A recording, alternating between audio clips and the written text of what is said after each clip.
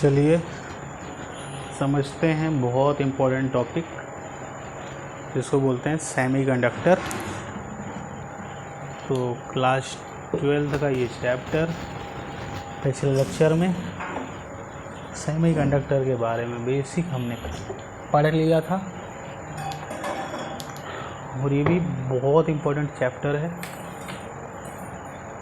मतलब ये जो टॉपिक बता रहे हैं तो बहुत इम्पोर्टेंट टॉपिक है, बहुत इम्पोर्टेंट बता रहे हैं, बहुत डेप्थ में बता रहे हैं। इसकी एक एक लाइन को आप नोट करिए, एक एक लाइन को समझिए,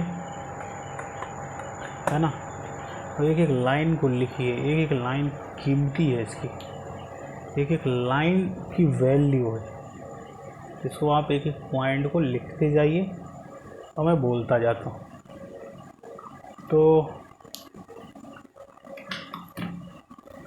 देखिए, इस चैप्टर में हम लोग तीन चीज़ पढ़ेंगे जनरली।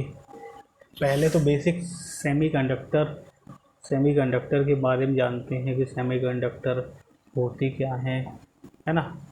इसमें जब हम पढ़ते हैं तो पहले हम ये जानते हैं कि सेमीकंडक्टर है क्या, है ना। फिर सेमीकंडक्टर कितने प्रकार के होते हैं ये देखते हैं।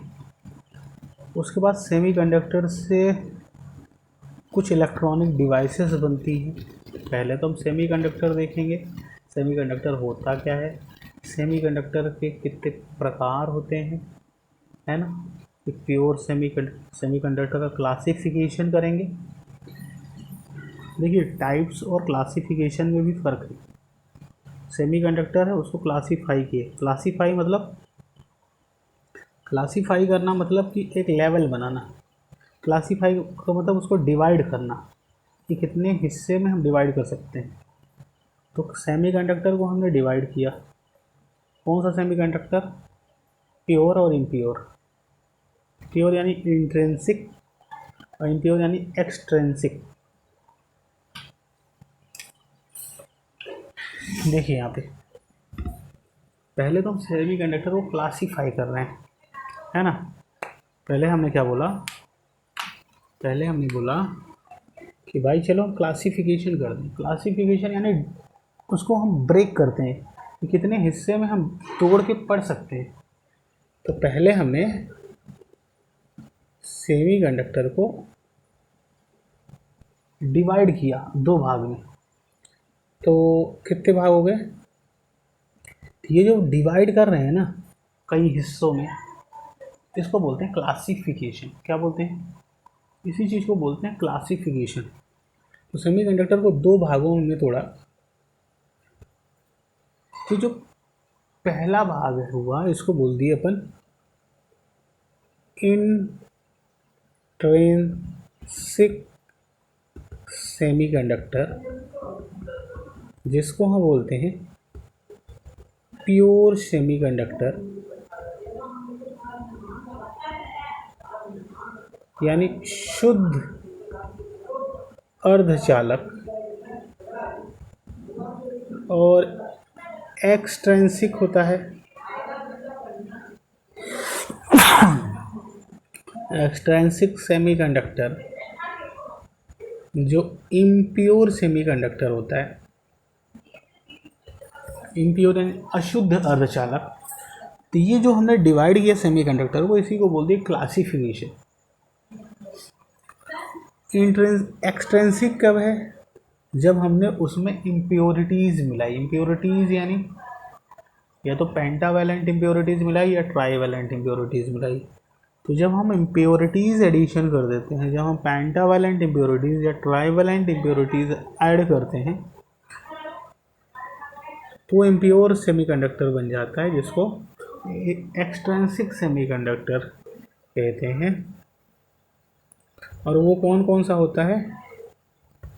तो अब इसके अंदर टाइप्स आ गया। पहले तो हमने सेमीकंडक्टर को क्लासीफाई किया दो भाग में।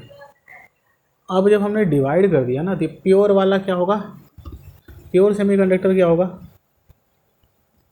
ये प्योर सिलिकॉन या प्योर जर्मेनियम, जो 14th ग्रुप के एलिमेंट है ना केमिस्ट्री की पीरियोडिक टेबल में, उसमें से भी सिलिकॉन और प्योर जर्मेनियम का क्रिस्टल होता है। क्रिस्टल मतलब जैसे ये देखिए, ये मार्कर है ना, तो सिलिकॉन एटम से, ये प्योर सिलिकॉन एटम से ये मान लो ये बना है। ये मटेरियल जो है अगर प्योर सिलिकॉन एटम से बना है या प्योर जर्मेनियम के एटम से बना है तो ये क्या बन गया, ये बन गया प्योर सेमीकंडक्टर। या तो ये पूरा सिलिकॉन एटम का बना हो या तो पूरा जर्मेनियम एटम का बना हो, तो प्योर सेमीकंडक्टर कहलाएगा, जिसको हम इंट्रिंसिक सेमीकंडक्टर भी कहते हैं। क्लियर, कहीं कोई दिक्कत है? अब तुम गए इसमें इम्प्योरिटीज़ ऐड कर दिए। अब क्या किए, ये प्योर जो सिलिकॉन या जर्मेनियम का क्रिस्टल था, क्रिस्टल यानी क्रिस्टल का मतलब कि सिलिकॉन का बना है, तो ये कई सारे एटम से बना है, तो ये बन गया सिलिकॉन का क्रिस्टल। ये कई सारे सिलिकॉन के, इसमें छोटे छोटे एटम होंगे ना, इसमें छोटे छोटे एटम होंगे, तो पूरा सिलिकॉन एटम से बना है, ये सिलिकॉन का क्रिस्टल बन गया, है ना। ये पूरा क्या होगा, इसलिए या जर्मेनियम एटम से बना है, तो जर्मेनियम का क्रिस्टल हो गया। अब इसमें आगे कुछ और इम्प्योरिटीज़ ऐड कर दिए, दूसरा एटम मिला दिए, किसका, पेंटावैलेंट इम्प्योरिटीज़, 15वें ग्रुप का एलिमेंट मिला दिए, तो ये बन जाता है एन टाइप सेमीकंडक्टर। और 13वें ग्रुप का एलिमेंट मिला दिए, तो ये बन गया पी टाइप सेमीकंडक्टर। अब ये क्या हो गया, ये एक्सट्रेंसिक यानी इम्प्योर सेमीकंडक्टर के प्रकार हो गए, प्रकार। तो ये टाइप्स है और यहाँ पे ये क्लासिफिकेशन, इसको डिवाइड कर देना क्लासिफिकेशन कहलाता है, और ये क्या है, टाइप्स। क्लियर,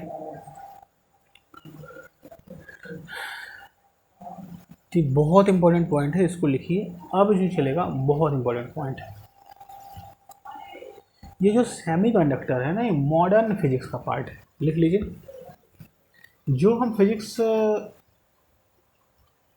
पार्ट, पहली पार्ट की जो फिजिक्स है, देखिए 11वीं की जो फिजिक्स है, 11वीं की जो भी फिजिक्स है, वो सब क्लासिकल फिजिक्स है। वो जो न्यूटन जी के ज़माने की फिजिक्स है ना, ओल्ड ज़माने की जो फिजिक्स है, वो क्लासिकल फिजिक्स कहलाती है। तो पूरी जो 11वीं में हम लोग क्या पढ़ते हैं, न्यूटन्स लॉ पढ़ते हैं, फोर्सेस पढ़ते हैं, फोर्स की स्टडी करते हैं, फोर्स के इफेक्ट की स्टडी करते हैं कि जब फोर्स लगता है तो उसमें वेलोसिटी आती है, एक्सेलरेशन आता है।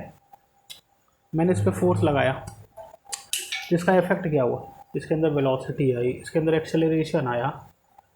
तो जब फोर्स और उसके इफेक्ट की स्टडी करते हैं, फोर्स और इसके इफेक्ट की स्टडी करते हैं, ये पूरा मैकेनिक्स कहलाता है। क्या कहलाता है, मैकेनिक्स। तो पूरी मैकेनिक्स में हम लोग क्या करते हैं, फोर्स और उसके इफेक्ट की स्टडी करते हैं। मैकेनिक्स में क्या करते हैं, देखिए जो 11वीं की फिजिक्स है वो पूरी क्लासिकल फिजिक्स है, न्यूटन जी के ज़माने की फिजिक्स है, वो क्लासिकल फिजिक्स कहलाती है। ठीक है, जो 12वीं की फिजिक्स है उसका जो पहला पार्ट है वो भी क्लासिकल फिजिक्स है। यहाँ तक कि दूसरा पार्ट रे ऑप्टिक्स और वेव ऑप्टिक्स भी क्लासिकल फिजिक्स है। मॉडर्न जो फिजिक्स है वो स्टार्ट होती है ड्यूअल नेचर से, ड्यूअल नेचर, फिर ये सेमीकंडक्टर डिवाइसेस, लॉजिक गेट, है ना। तो जो भी हम पढ़ रहे हैं, dual nature, semiconductor devices, logic gate, ये सब मॉडर्न फिजिक्स का ही पार्ट है। ये 30% जो सिलेबस है हमारे 12वीं का, ये मॉडर्न फिजिक्स के अंदर आएगा। क्लियर है, आधुनिक फिजिक्स मतलब आज की जो फिजिक्स है। बायोलॉजिक गेट में हम लोग क्या पढ़ेंगे, इलेक्ट्रॉनिक डिवाइसेस, अच्छा इलेक्ट्रॉनिक और इलेक्ट्रिकल में क्या फ़र्क है, जो चीज़ डिजिटल है ना, डिजिटल, जैसे हम लोग वॉच पढ़ते हैं, डिजिटल वॉच, एलसीडी, ये सब डिजिटल इलेक्ट्रॉनिक्स कहलाते हैं। ये सब क्या है, बाकी जिसमें प्रेस है जो पुराने ज़माने का आता था, और ये जो कूलर है, पंखा है, ये सब इलेक्ट्रिकल पार्ट है। और जो सेमी कंडक्टिंग मटेरियल पे बेस्ड होते हैं, जो चीज़ें सेमीकंडक्टिंग मटेरियल पे बेस्ड होती हैं उनको बोलते हैं इलेक्ट्रॉनिक्स। जितने भी इलेक्ट्रॉनिक सर्किट हैं जो डिजिटली होती हैं, जितने भी इलेक्ट्रॉनिक सर्किट हैं वो सेमीकंडक्टिंग मटेरियल से बनी होती है। जैसे डायोड हो गया, टीवी में डायोड वगैरह लगे होते हैं, वो छोटी छोटी जो चिप्स लगी होती हैं। टीवी की आप प्लेट निकालो तो उसमें छोटे छोटे चिप्स लगे होते हैं, वो सब डायोड ट्रांजिस्टर होते हैं। वो सब अपने स्कोप के अभी बाहर का है, तो उसमें डायोड लगे होते हैं। और क्या लगा होता है? ट्रायोड, जिसको हम ट्रांजिस्टर बोलते हैं। ट्रायोड जिसको हम ट्रांजिस्टर बोलते हैं। ट्रांजिस्टर भी पीएनपी ट्रांजिस्टर होता है, एनपीएन ट्रांजिस्टर होता है। दो प्रकार का ट्रांजिस्टर होता है। ट्रांजिस्टर कितने प्रकार का होता है? दो प्रकार का। कौन कौन? पीएनपी और एनपीएन। जब पी टाइप सेमीकंडक्टर को एन टाइप सेमीकंडक्टर से कांटेक्ट में लाते हैं थर्मली या किसी, है ना, एक पर्टिकुलर मेथड से जब कांटेक्ट में ले आए, है, थर्मली एजिटेट किए, मिलाए, तो ये जो जंक्शन बना ये पीएन जंक्शन कहलाता है। और क्योंकि दो सेमीकंडक्टर मिले हैं इसलिए डायोड कहलाता है। ऐसे ही एक और लगा दे तो ट्रायोड कहलाएगा, जिसको हम ट्रांजिस्टर भी कहते हैं। नहीं समझे? जब दो सेमीकंडक्टर मिले उसको हम बोल दिए डायोड। मिले किसी थर्मल एजिटेशन से, थर्मली उसको हम मिलाए तो ये क्या कहलाएगा? डायोड। और जब एक और चिपका दिए तो बन गया ट्रायोड। ये दो थे, एक और ले आके पी एन था, एक और पी चिपका दिए तो ये बन गया ट्रायोड। इस क्योंकि तीन ठो आ गए इसलिए ट्रायोड। इसी को ट्रांजिस्टर भी कहते हैं। ठीक है, तो ट्रांजिस्टर हम आगे पढ़ेंगे। तो ये जो फिजिक्स हम पढ़ रहे हैं अभी, ये मॉडर्न फिजिक्स का पार्ट है। और इसमें जो ऑर्डर है पढ़ने का, पहले हम सेमीकंडक्टर पढ़ेंगे। सेमीकंडक्टर क्या होते हैं, सेमीकंडक्टर को क्लासीफाई कैसे करते हैं, कितने प्रकार के होते हैं, क्लासिफिकेशन में भी। उसके बाद सेमीकंडक्टर से जो डिवाइसेस बनती हैं ना, सेमीकंडक्टिंग मटेरियल से जो डिवाइसेस बनती हैं वो हम डिवाइसेस देखेंगे। उसके बाद हम लॉजिक गेट देखेंगे। लॉजिक गेट डायरेक्टली तो सेमीकंडक्टर से रिलेटेड नहीं है, डायरेक्ट रिलेशन नहीं है सेमीकंडक्टर से, इनडायरेक्ट रिलेशन है। लॉजिक गेट का इनडायरेक्ट रिलेशन है सेमीकंडक्टर से, डायरेक्टली रिलेशन नहीं है।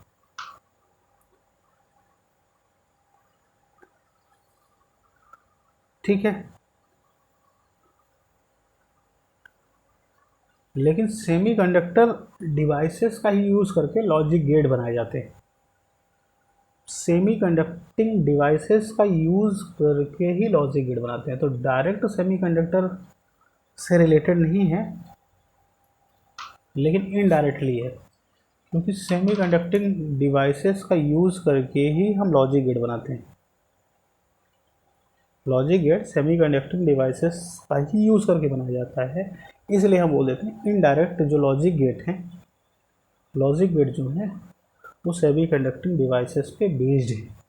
हम क्या बोल देते हैं, जो लॉजिक गेट हैं वो सेमीकंडक्टिंग डिवाइसेस पे बेस्ड हैं, इसलिए हम बोल देते हैं कि लॉजिक गेट इनडायरेक्टली सेमीकंडक्टर पे डिपेंड करता है। तो डायरेक्टली सेमीकंडक्टर से रिलेटेड नहीं है, लेकिन इनडायरेक्टली सेमीकंडक्टर से रिलेटेड है। कौन? Logic gate. ठीक है, इनडायरेक्ट रिलेशन है, क्योंकि जितने भी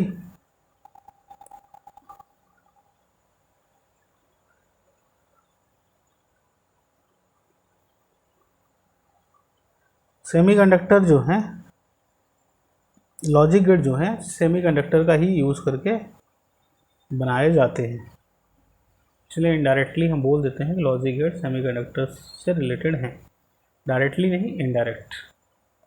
ठीक है, अब देखिए, अगर हम इलेक्ट्रिसिटी कंडक्शन की बात करें कि कोई भी मटेरियल इलेक्ट्रिसिटी कंडक्ट करेगा या नहीं करेगा, तो मटेरियल को तीन भागों में तोड़ दिया गया। देखिए, मटेरियल का क्लासिफिकेशन और अलग आधार पे हो सकता है। सिविल इंजीनियरिंग करेंगे आप, सिविल इंजीनियरिंग पढ़ेंगे तो ये पत्थर ईंटा बालू पढ़ेंगे, है ना। तो मटेरियल क्लासिफिकेशन पत्थर ईंटा बालू के हिसाब से होगा। तो मटेरियल कई प्रकार के होते हैं, मटेरियल का क्लासिफिकेशन कई तरीके से हो सकता है। लेकिन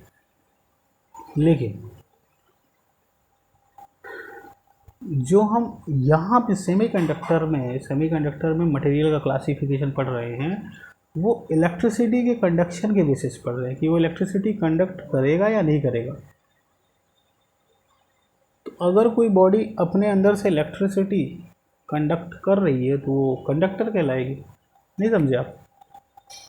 जैसे वायर है, ये वायर है, इससे करंट अगर बह रही है तो कंडक्टर है। तो कंडक्टर मतलब उससे करंट पास हो रही है। क्लियर? इंसुलेटर यानी जैसे ये मार्कर हो गया, अब इसमें आप करंट लगाइए, इससे करंट पास ही नहीं होगा। यहाँ पे करंट छुआइए, यहाँ पे छुएंगे तो करंट मारेगा ही नहीं, भले यहाँ पे तार लगा दें। ये क्या बन गया? इंसुलेटर। क्लियर है? और ये क्या होता है? जिसके अंदर दोनों गुण होता है तो क्या बोलते हैं अपन, जो पढ़ रहे हैं यहाँ पे, वो सेमीकंडक्टर होता है। अच्छा, सेमीकंडक्टर क्या होता है? ये जो है कंडक्टर की तरफ भी बिहेव करता है और इंसुलेटर की तरह भी बिहेव करता है। अच्छा, कंडक्टर की तरह कब बिहेव करता है? ये कंडक्टर के जैसे कब बिहेव करेगा बताइए? जो सेमीकंडक्टर है वो कंडक्टर की तरह बिहेव तब करता है जब वो रूम टेम्परेचर पे है। रूम टेम्परेचर यानी ये जो नॉर्मल टेम्परेचर है, अपने कमरे का जो टेम्परेचर है, इस टेम्परेचर में हो या इससे ज़्यादा टेम्परेचर हो। तो रूम टेम्परेचर या इससे ज़्यादा टेम्परेचर अगर आप रखेंगे तो जो सेमीकंडक्टर होते हैं वो एक कंडक्टर की तरह बिहेव करने लगते हैं। अच्छा, क्यों बिहेव करने लगते हैं? क्योंकि जो इलेक्ट्रॉन बंधे होते हैं ना, देखिए जैसे ये क्या है, ये मान लीजिए सेमी कंडक्टिंग मटेरियल है, प्योर सेमी कंडक्टिंग मान लेते हैं। प्योर सेमी कंडक्टिंग मतलब या तो ये सिलिकॉन का बना है या तो जर्मेनियम का बना है। इसमें पूरे एटम इसके सिलिकॉन के हैं या पूरे एटम जर्मेनियम के, ठीक है। तो ये प्योर सेमी कंडक्टिंग मटेरियल है। अब हम इसका अभी इलेक्ट्रॉन इसके आराम से सो रहे हैं। भाई एटम है, ये कई सारे एटम से बना होगा। तो एटम का अगर मॉडल देखें तो ऐसा होगा। तो अगर मैं इसको जूम करूँ एटम को, देखिए अब इसके एटम का आप देख नहीं पाएंगे क्योंकि एटम वो स्मॉलेस्ट पार्टिकल है जिसको हम अपनी आंखों से नहीं देख सकते। तो हम मान लीजिए किसी भी चीज़ से एटम को ले आए और एटम को जूम किए, तो जूम करेंगे तो ये एटम होगा और इसके चारों ओर क्या होंगे? इसके चारों ओर क्या होंगे भाई? इसके चारों ओर इलेक्ट्रॉन होंगे।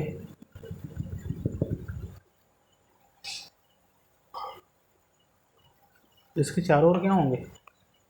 इसके चारों ओर इलेक्ट्रॉन होंगे।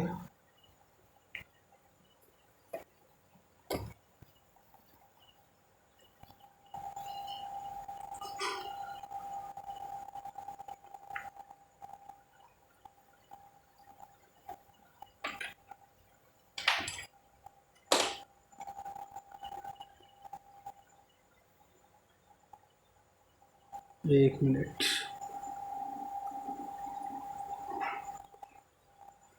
तो ये एटम है, तो एटम का ये न्यूक्लियस है, इसके चारों ओर क्या है? एटम का ये न्यूक्लियस है, इसके चारों ओर क्या है? इलेक्ट्रॉन घूम रहे हैं। घूम रहे हैं कि नहीं? बिल्कुल घूम रहे हैं।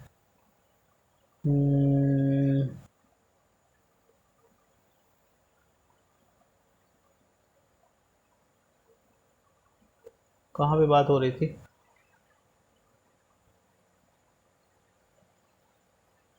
हाँ, सेमी कंडक्टिंग मटेरियल। तो ये कहाँ से बना है? ये कहाँ से बना है? ये जो है ये प्योर सिलिकॉन या जर्मेनियम का क्रिस्टल है। क्रिस्टल मतलब silicon silicon silicon silicon atom ये पूरे भरे हैं, और ये जब पूरा ये सिलिकॉन का एटम बन गया पूरा, ये सिलिकॉन का हो गया क्रिस्टल। ठीक है। ठीक है, सिलिकॉन का क्रिस्टल हो गया। अब इसके इलेक्ट्रॉन जो हैं, इससे छोटे छोटे एटम हैं, वो अपन को दिख नहीं रहे हैं क्योंकि अपनी आंखों से हम नहीं देख सकते उनको। तो हमने मान लो माइक्रोस्कोप लगाया और इलेक्ट्रॉन को देखा। माइक्रोस्कोप क्या कर दिया उसको, माइक्रो मतलब छोटे छोटे ऑब्जेक्ट को स्कोप कर दिया। स्कोप यानी जूम कर दिया, जूम कर दिया। तो छोटे छोटे ऑब्जेक्ट को भी इसने जूम कर दिया। तो छोटे ऑब्जेक्ट को इसने जूम किया, हमने देखा इसको इलेक्ट्रॉन माइक्रोस्कोप से। तो ये क्या किया, जूम किया। ठीक है, ठीक है, इसको देखा हमने। क्लियर है, क्लियर है। तो इलेक्ट्रॉन पहले इसके सो रहे हैं, आराम से सो रहे हैं। मतलब इसको जो ये न्यूक्लियस है, क्योंकि न्यूक्लियस पॉजिटिव होगा, इलेक्ट्रॉन नेगेटिव होगा, न्यूक्लियस इसको बांध के रखा है बढ़िया। सो रहा है। कौन सो रहा है, इलेक्ट्रॉन। जैसे ही हम आके एनर्जी दिए, एनर्जी यानी थोड़ा सा टेम्परेचर बढ़ाए, इसको हाइयर टेम्परेचर में लगे, रूम टेम्परेचर से ज़्यादा टेम्परेचर में लगे। मान लीजिए रूम का टेम्परेचर 27 डिग्री सेल्सियस है, तो हम 29 डिग्री सेल्सियस या 30 डिग्री में लेंगे, तो इसके इलेक्ट्रॉन कूद पड़ेंगे। ये बॉन्ड वॉन्ड, ये जो अट्रैक्शन फोर्स है, इसको छोड़ के निकल लेंगे। और इलेक्ट्रॉन इससे निकला और सरफेस में घूमने लगा। इलेक्ट्रॉन निकल के जब घूमने लगता है ना, तो करंट बहने लगेगी, इलेक्ट्रिसिटी कंडक्शन करने लगेगा। लेकिन किसकी वजह से निकला, ये हमें एनर्जी दी, हीट देके क्या किया, इसको एनर्जाइज किया। इलेक्ट्रॉन निकल के घूमने लगा, एनर्जी ट्रैवल होने लगी। क्लियर, एनर्जी बहने लगी किसमें, कंडक्टर में। ठीक है, अरे सेमीकंडक्टर में। तो रूम टेम्परेचर या रूम से ज़्यादा टेम्परेचर पर सेमीकंडक्टर एक कंडक्टर की तरफ बिहेव करने लगता है, क्योंकि टेम्परेचर बढ़ने से उनको एनर्जी मिलती है। इलेक्ट्रॉन जो इसके एटम है, इसके एटम के इलेक्ट्रॉन है, न्यूक्लियस से बंधे रहते हैं सेमीकंडक्टर में। फिर जैसे एनर्जी मिलती छोड़ देते हैं और मूव कर देते हैं। ठीक है, एक शब्द होता है अल्फ़ा, इस चीज़ को ध्यान रखिए। एक शब्द क्या होता है, अल्फ़ा। अल्फ़ा क्या होता है, टेम्परेचर कोफिशिएंट ऑफ रेजिस्टेंस। एक शब्द होता है अल्फ़ा। अल्फ़ा क्या है, टेम्परेचर कोफिशिएंट ऑफ रेजिस्टेंस। ये भी एग्जाम में पूछता है। टेम्परेचर कोफिशिएंट ऑफ रेजिस्टेंस क्या है, 1 डिग्री टेम्परेचर बढ़ाने से जो रेजिस्टेंस में चेंज आता है। क्या मैंने बोला, जैसे मान लीजिए 27 डिग्री टेम्परेचर है अभी, तो 27 से आप क्या कर दो, 28 कर दो, 1 डिग्री टेम्परेचर बढ़ा दो। टेम्परेचर बढ़ाने से रेजिस्टेंस चेंज होता है मटेरियल का। टेम्परेचर, तो मान लीजिए, तो RF minus RI, final resistance minus initial resistance. तो 1 डिग्री टेम्परेचर चेंज करने में जो रेजिस्टेंस में चेंज आता है, 1 डिग्री टेम्परेचर राइज करने में मटेरियल है ये जिस टेम्परेचर पे है, और इसका अगर 1 डिग्री टेम्परेचर बढ़ा दो, यहाँ अगर 27 डिग्री है तो 28 कर दो, 1 डिग्री टेम्परेचर राइज कर दिए, इसमें रेजिस्टेंस में चेंज आएगा। 1 डिग्री टेम्परेचर राइज करने में जो भी रेजिस्टेंस में चेंज आता है, उस चेंज को हम अल्फा कहते हैं। ये समझे, change in the resistance by changing 1 degree temperature, change in resistance by changing 1 degree Celsius temperature. ठीक है, लिख लीजिए।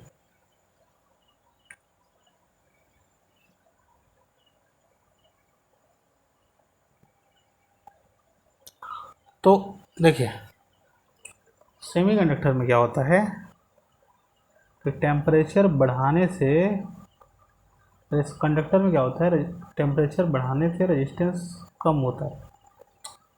गलती हो गई। कंडक्टर में क्या होता है,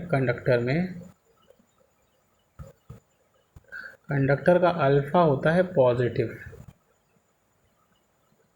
सेमी कंडक्टर का क्या होता है, अल्फा होता है नेगेटिव। और इंसुलेटर में क्या होता है, अल्फा होते नहीं, इसमें रेजिस्टेंस वगैरह चेंज हो ही नहीं सकता, इनफाइनाइट रेजिस्टेंस होता है, इसका रेजिस्टेंस आप नहीं बदल सकते।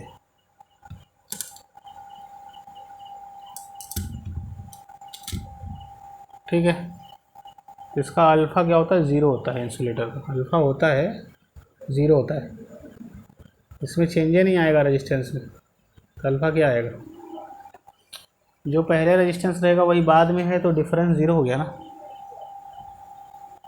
तो इंसुलेटर का रेजिस्टेंस ज़ीरो होता है, अरे इंसुलेटर का अल्फ़ा यानी temperature coefficient of resistance zero होता है। अब देखिए यहाँ पे समझिए एक चीज़।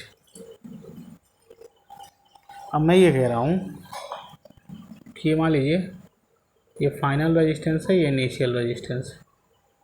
ठीक है, मैं 1 डिग्री टेम्परेचर बढ़ाया, तो कंडक्टर का 1 डिग्री, कंडक्टर में जब टेम्परेचर बढ़ाते हैं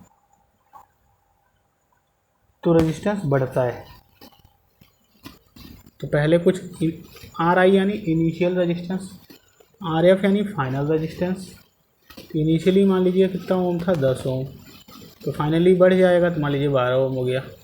तो 12 में 10 घटाया कितना आया, 2 पॉजिटिव आया कि नहीं आया। तो अगर रेजिस्टेंस बढ़ता है तो फाइनल माइनस इनिशियल, फाइनल बढ़ गया, बढ़े में से छोटा घटाए तो पॉजिटिव आएगा। और अगर घटता है, सेमीकंडक्टर में क्या हुआ, इलेक्ट्रॉन सो रहे थे, टेम्परेचर बढ़ाए, जग दिए, भागने लगे। तो इलेक्ट्रॉन जब भागने लगे, इलेक्ट्रॉन जब चलने लगे तो रेजिस्टेंस कम हुआ ना। इलेक्ट्रॉन का न चलना रेजिस्टेंस है, इलेक्ट्रॉन जब चल दिया तो रेजिस्टेंस क्या हो गया, इलेक्ट्रॉन जब चल दिया तो कंडक्शन हो गया ना, रेजिस्टेंस कहाँ है। तो जब हम हीट दिए तो इलेक्ट्रॉन भागने लगे, यानी रेजिस्टेंस कम हो गया। और रेजिस्टेंस कम हो गया, रेजिस्टेंस कम हो गया, फाइनली कम हो गया, आर एफ माइनस आर आई, तो फाइनल कम हो गया। शुरू में ज़्यादा था, तो कम माइनस ज़्यादा क्या होगा, कम में ज़्यादा घटाएंगे निगेटिव आएगा, तो अल्फ़ा हो जाता है निगेटिव। तो सेमीकंडक्टर का अल्फ़ा निगेटिव, कंडक्टर का अल्फ़ा पॉजिटिव होता है। लिख लें इसको, बहुत इंपॉर्टेंट पॉइंट है। और इंसुलेटर में रेजिस्टेंस वगैरह चेंज ही नहीं होता है, तो जो इनिशियल रहेगा वही फाइनल रहेगा। तो अल्फ़ा क्या है, जिसको हम टेम्परेचर कोफिशिएंट ऑफ रेजिस्टेंस भी कहते हैं। 1 डिग्री टेम्परेचर बढ़ाने पे जो रेजिस्टेंस में चेंज आता है मटेरियल में, उसको बोलते हैं अल्फ़ा। अल्फ़ा यानी टेम्परेचर कोफिशिएंट ऑफ रेजिस्टेंस।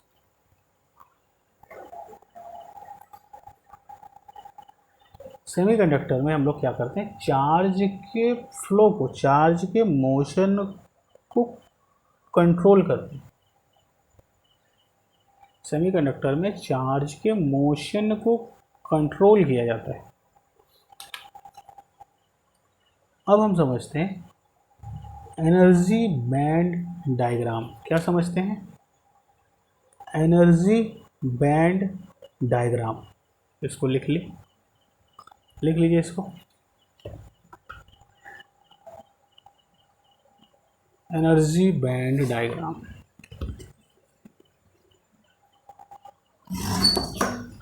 बहुत इंपॉर्टेंट चीज़ है, एनर्जी बैंड डायग्राम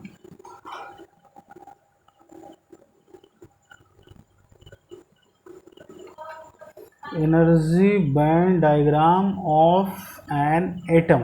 किसका हम एनर्जी डायग्राम पढ़ने जा रहे हैं, एक सिंगल एटम का। किसका पढ़ने जा रहे हैं, एक सिंगल एटम का। Energy band diagram of an atom, इसको लिख लें, किसी एटम का एनर्जी बैंड डायग्राम। ठीक है,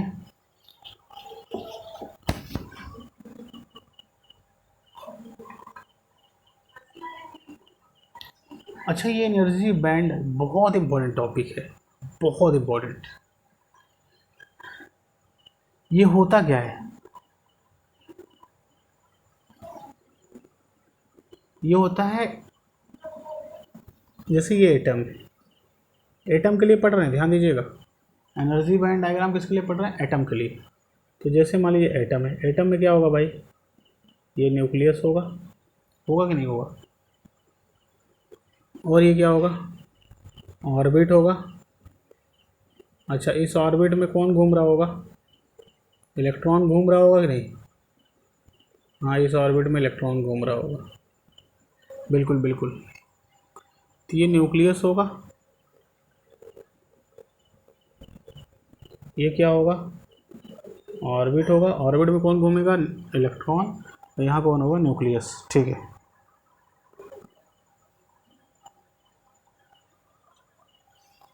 तो इलेक्ट्रॉन और ये न्यूक्लियस के बीच में ये इलेक्ट्रॉन एक चार्ज है, इलेक्ट्रॉन एक चार्ज है, इस चार्ज को बोल देते हैं Q2। न्यूक्लियस का भी कुछ चार्ज होगा, उसके चार्ज को बोल देते हैं Q1।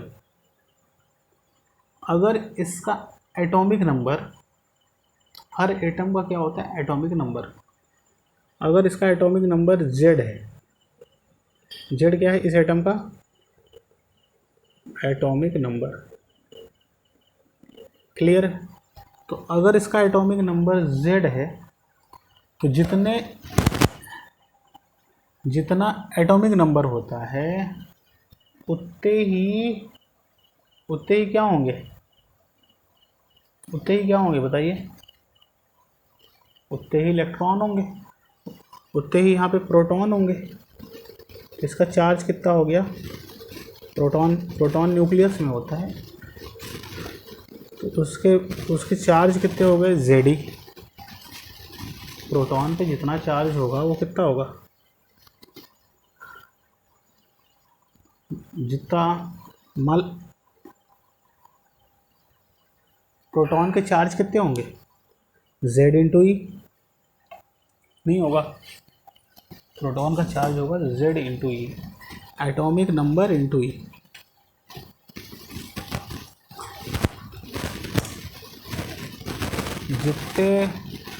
जितना एटॉमिक नंबर होता है ना उतने ही प्रोटॉन होते हैं। ठीक है,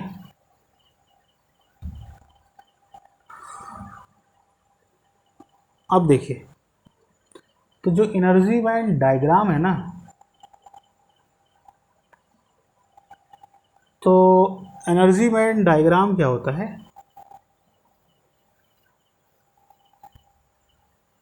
ये it is simply the potential energy of electron and positive field of nucleus। ये क्या है? एनर्जी बैंड डायग्राम लिख लीजिए। it is simply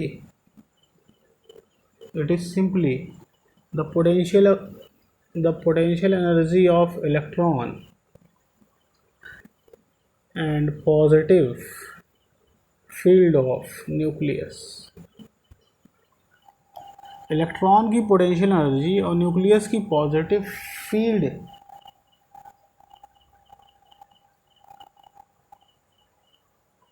it is simply the potential energy of electron and positive field of nucleus. ये positive charge है, ये electron negative charge है, electron इस ऑर्बिट में घूम रहा है। तो इस पॉजिटिव चार्ज और इलेक्ट्रॉन के बीच में एक पोटेंशियल एनर्जी काम करती है। क्या काम करती है? इस पोटेंशियल एनर्जी का वेरिएशन ही, इस पोटेंशियल एनर्जी का डिस्टेंस के साथ जो वेरिएशन होता है, एटम में क्या होगा? एटम में इलेक्ट्रॉन होगा, एटम में और क्या होगा? न्यूक्लियस होगा। तो इलेक्ट्रॉन और न्यूक्लियस के बीच में इलेक्ट्रॉन और न्यूक्लियस में जो प्रोटॉन है, तो इलेक्ट्रॉन और न्यूक्लियस के प्रोटॉन के बीच में, इलेक्ट्रॉन और न्यूक्लियस के प्रोटॉन के बीच में एक पोटेंशियल एनर्जी होगी। हम पढ़े हैं पोटेंशियल एनर्जी क्या होती है? एनर्जी ऑक्यूपाइड बाय द किस कॉन्फ़िगरेशन या पोजीशन की वजह से जो एनर्जी स्टोर होती है सिस्टम में। सिस्टम क्या होता है? हम यहाँ पे चार्जेस की पोटेंशियल एनर्जी पढ़ रहे हैं, वहाँ पे जब ग्रेविटेशन में पढ़ते हैं तो हम मास की पोटेंशियल एनर्जी पढ़ते हैं। जब हम ग्रेविटेशन पढ़ते हैं, ग्रेविटेशन, वहाँ मासेस की पोटेंशियल एनर्जी पढ़ी जाती है। यहाँ पे जब हम पढ़ रहे हैं 12th में, तो यहाँ पे चार्जेस की पोटेंशियल एनर्जी पढ़ी जाती है। तो चार्ज का कॉन्फ़िगरेशन बनाने के लिए, ये मान लीजिए चार्ज Q1 है, ये Q2, ये कॉन्फ़िगरेशन देने के लिए, यानी ये पोजीशन देने के लिए, इस आकार में लाने के लिए कि ये यहाँ बना रहे प्रोटॉन पॉजिटिव चार्ज और ये इलेक्ट्रॉन यहाँ बना रहे, ये अपनी जगह पे, ये इनका कॉन्फ़िगरेशन बना रहे। नहीं समझे आप? प्रोटॉन यहाँ रखा रहे न्यूक्लियस पे और इलेक्ट्रॉन यहाँ बना रहे, ये कॉन्फ़िगरेशन इनका मेंटेन रहे। इस कॉन्फ़िगरेशन को बनाने के लिए जो एनर्जी की ज़रूरत पड़ेगी ना, उस एनर्जी को बोलेंगे पोटेंशियल एनर्जी। अब देखिए सिस्टम क्या होता है। जब एक वो जो पोटेंशियल एनर्जी थी वो ग्रेविटेशनल पोटेंशियल एनर्जी थी। कहाँ? जब हम ग्रेविटेशन में पढ़ते थे, जब कई सारे मासेस की वजह से जो पोटेंशियल एनर्जी आती थी, मासेस को कॉन्फ़िगरेशन देने के लिए, मासेस को इकट्ठा करने के लिए जो एनर्जी की ज़रूरत पड़ती थी उसको बोलते थे पोटेंशियल, ग्रेविटेशनल पोटेंशियल एनर्जी, जब मास के टर्म में बात करते हैं। और जब हम चार्ज के टर्म में बात करते हैं तो उसको बोलते हैं इलेक्ट्रोस्टैटिक पोटेंशियल एनर्जी। तो यहाँ पे चार्ज है, चार्ज को, अच्छा पोटेंशियल एनर्जी क्या होती है? Energy processed by a system due to its position और कॉन्फ़िगरेशन। ये कॉन्फ़िगरेशन देने के लिए जो एनर्जी इसके अंदर रहेगी उसको बोलेंगे, इसको क्या बोलेंगे?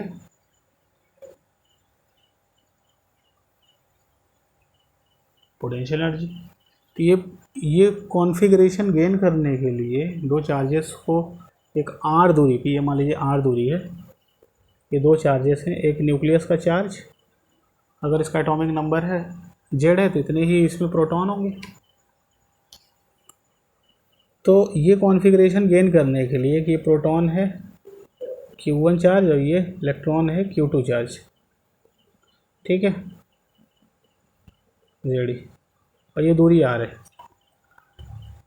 तो इनके इलेक्ट्रॉन की पोटेंशियल एनर्जी कितनी होगी बताइए? पोटेंशियल एनर्जी कितनी होगी? पोटेंशियल एनर्जी होगी, पोटेंशियल एनर्जी का फॉर्मूला होता है K, यहाँ का चार्ज Q1, यहाँ का चार्ज Q2 बटे दोनों चार्ज के बीच की दूरी R। ये हो गया K। Q1 है ये न्यूक्लियस का चार्ज, तो प्रोटॉन भी उतने होंगे जितना एटॉमिक नंबर होगा, तो Z इंटू इलेक्ट्रॉन। नहीं समझे आप? प्रोटॉन कितने होंगे जितने इलेक्ट्रॉन होंगे, प्रोटॉन उतने ही होंगे जितना एटॉमिक नंबर होगा। प्रोटॉन का चार्ज इलेक्ट्रॉन के बराबर होता है, तो एटॉमिक नंबर अगर Z है तो Z प्रोटॉन होंगे। कितने प्रोटॉन होंगे? Z proton.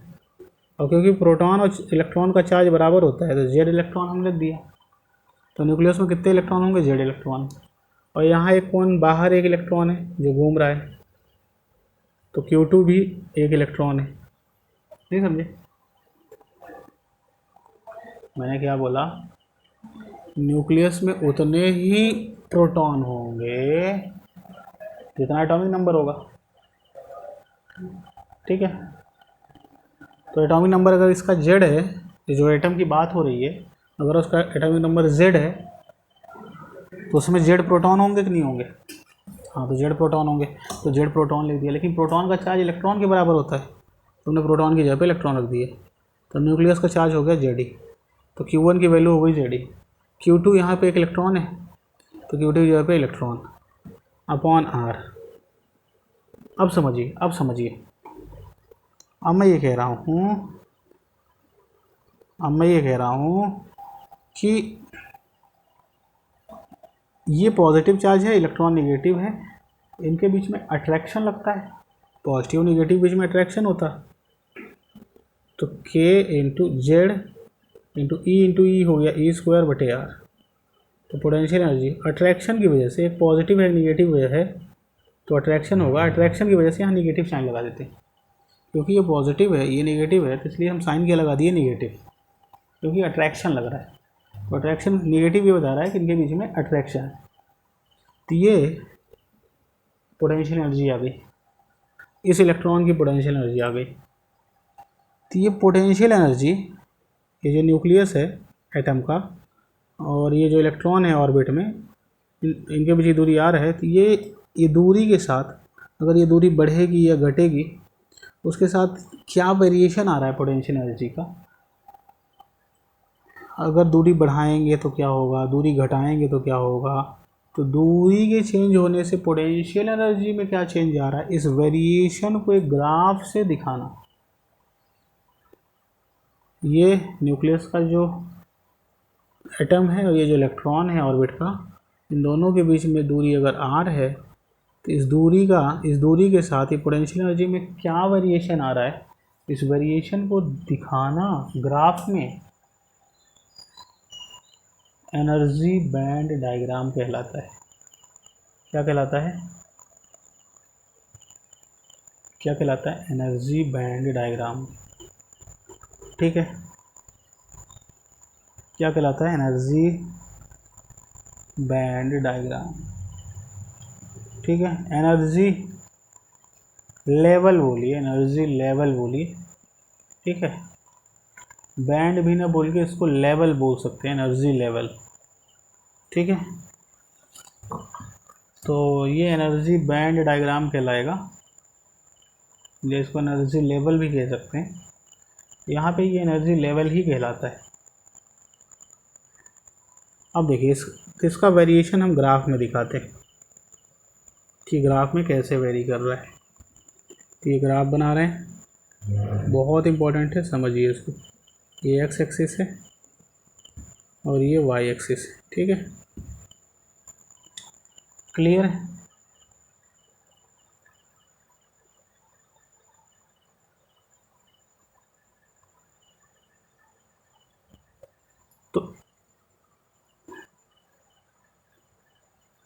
तो ये जो न्यूक्लियस है ना, इसको अगर हम यहाँ पे ड्रॉ करें, ये न्यूक्लियस है, तो न्यूक्लियस को मैंने यहाँ पे ड्रॉ कर दिया। कहाँ पे? एक्स एक्सिस और वाई एक्सिस के इंटरसेक्शन पॉइंट पे मैंने न्यूक्लियस को मान लिया। ठीक है, ठीक है।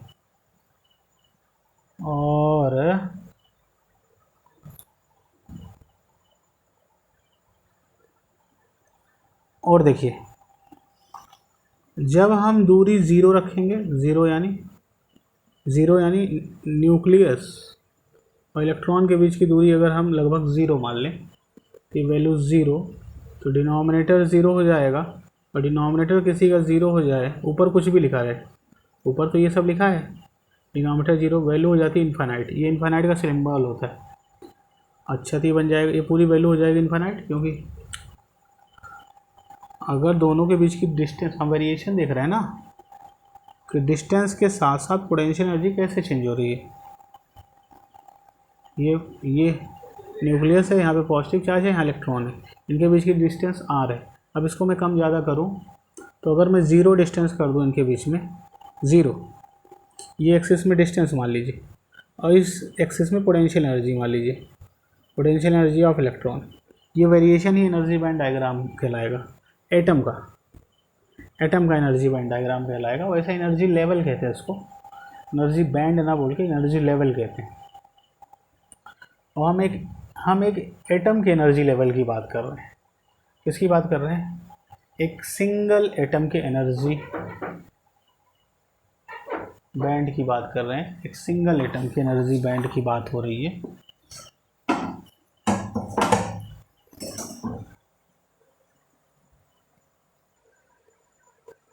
तो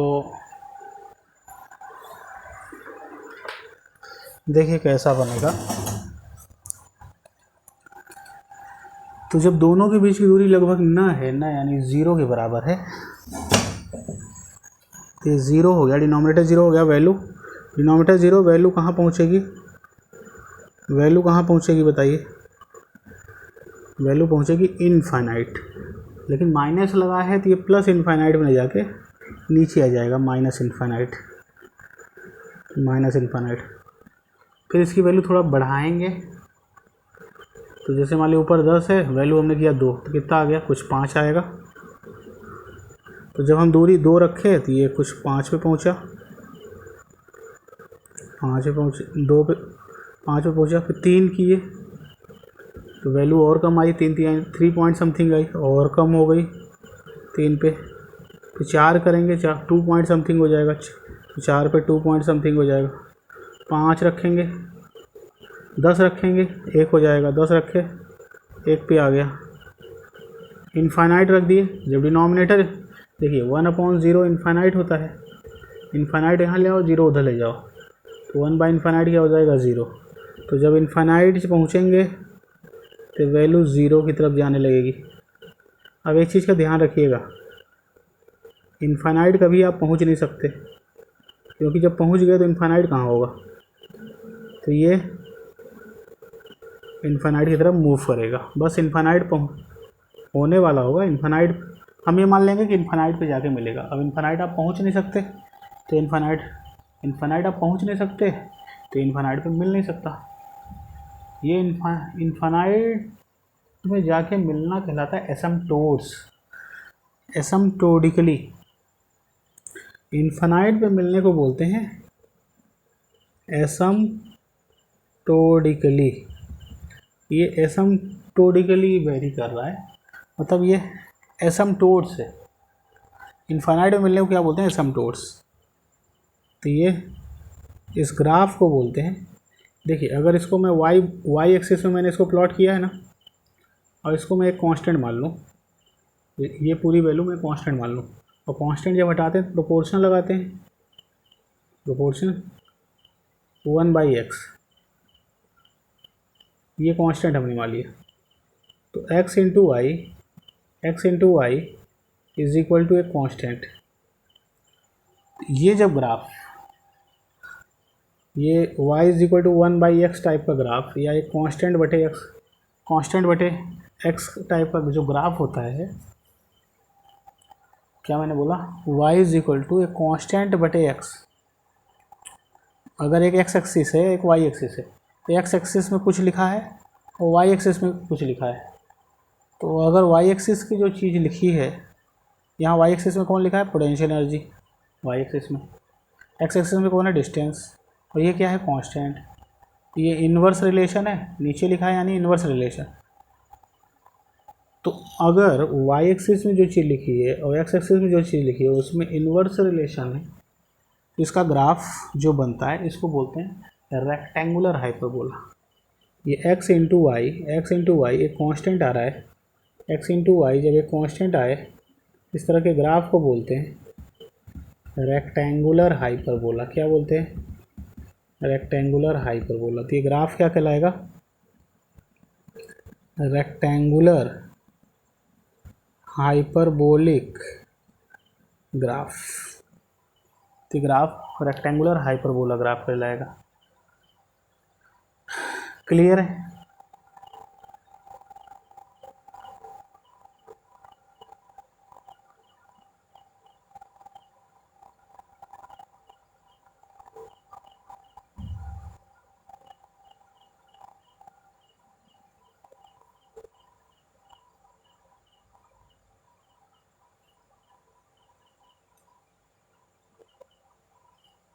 क्लियर है।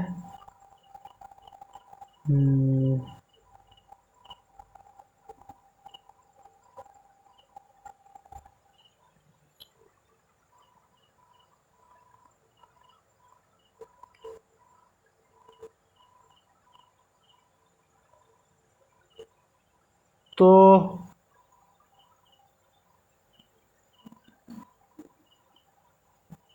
ये ग्राफ कैसा बनता है, रेक्टेंगुलर हाइपरबोला कैसा बनता है, और इस ग्राफ का जो वेरिएशन होता है वो कैसा होता है, एसिम्प्टोटिक होता है, एसिम्प्टोटिकली, इसको याद रखिए।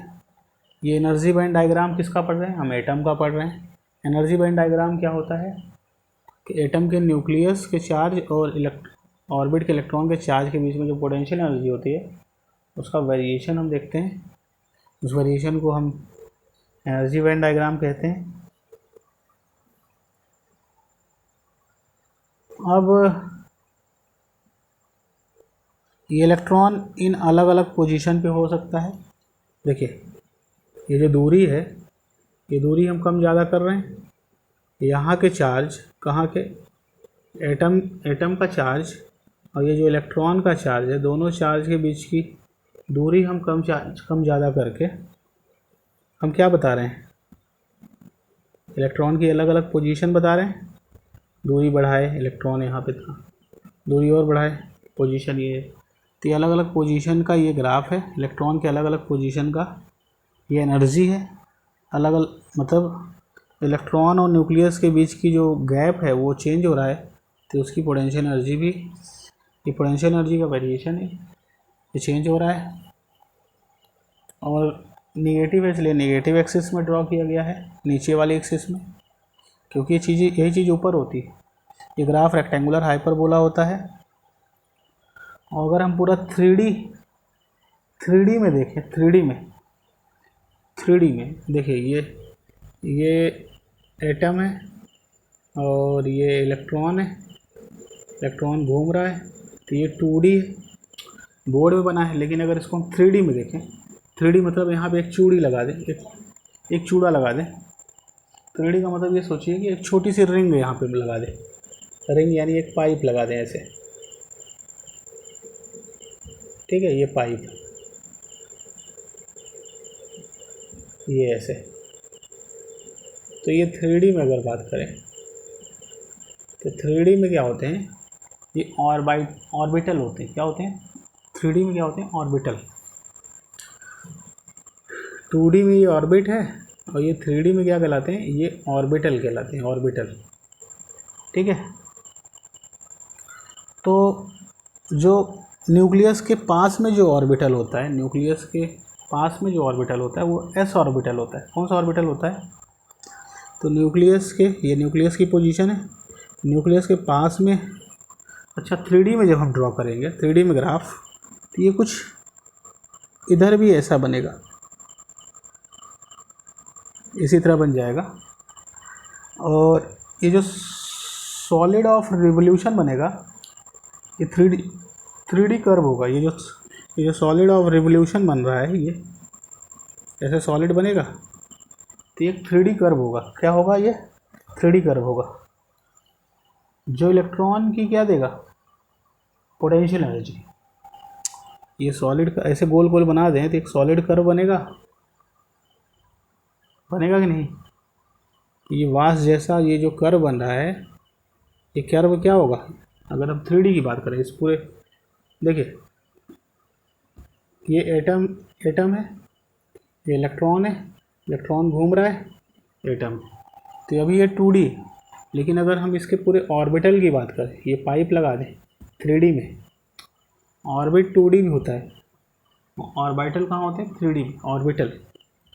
तो ये पाइप मान लीजिए बोर्ड के, ये गोला है, ये गोला है, और इसमें चूड़ी लगा दी है, चूड़ी, छोटी छोटी रिंग पहना दी है। तो इस गोले के बाहर आ गए ना, तो ये गोला 2D था और रिंग इसमें पहना दी, तो इसके बाहर भी नाचने लगे, तो 3D हो जाएगा। क्या हो जाएगा, 3D। क्लियर है। तो 3D में जब बात करेंगे तो ऐसा कुछ ग्राफ होगा, और न्यूक्लियस के जो पास में होगा वो 1s ऑर्बिटल होगा। तो 1s ऑर्बिटल, ऐसे इधर भी 1s ऑर्बिटल, और इसको मिलाएंगे, ये सॉलिड बन गया। 3D में ये क्या बनेगा, ये सॉलिड बनेगा, सॉलिड ऑफ रिवोल्यूशन बनेगा, और ये वास जैसा स्ट्रक्चर दिखेगा। ये क्या होगा, ये पोटेंशियल एनर्जी ऑफ इलेक्ट्रॉन बताएगा। ऐसे यहाँ पे 2s होगा, 2s ऑर्बिटल होगा, उसका ये एनर्जी लेवल होगा, फिर ये 2s, फिर उसके बाद 2p आता है, उसका एक एनर्जी लेवल होगा। तो जैसे जैसे हम देख रहे हैं, क्या देख रहे हैं, क्या देख रहे हैं, जो नियरेस्ट इलेक्ट्रॉन होगा, जो नियरेस्ट इलेक्ट्रॉन होगा वो 1s ऑर्बिटल कहलाएगा, जो दूर वाला इलेक्ट्रॉन होगा वो 2s ऑर्बिटल कहलाएगा। क्लियर है? तो थोड़ा टफेस्ट टॉपिक है और इसको इतना लिख लें। ये जो सॉलिड जैसा रिवोल्यूशन बना, ये सॉलिड जैसा जो रिवोल्यूशन बना, ये 3D स्ट्रक्चर बताएगा। ये क्या कहलाएगा? 3D कर्व कहलाएगा। ये पोटेंशियल एनर्जी ऑफ इलेक्ट्रॉन देता है। ये कर्व क्या बताता है? Potential energy of electron in any direction, nucleus के किसी भी डायरेक्शन में आप घूम जाइए, 3D में घूम जाइए, ये 2D में घूमिए या 3D में घूमिए, ठीक है।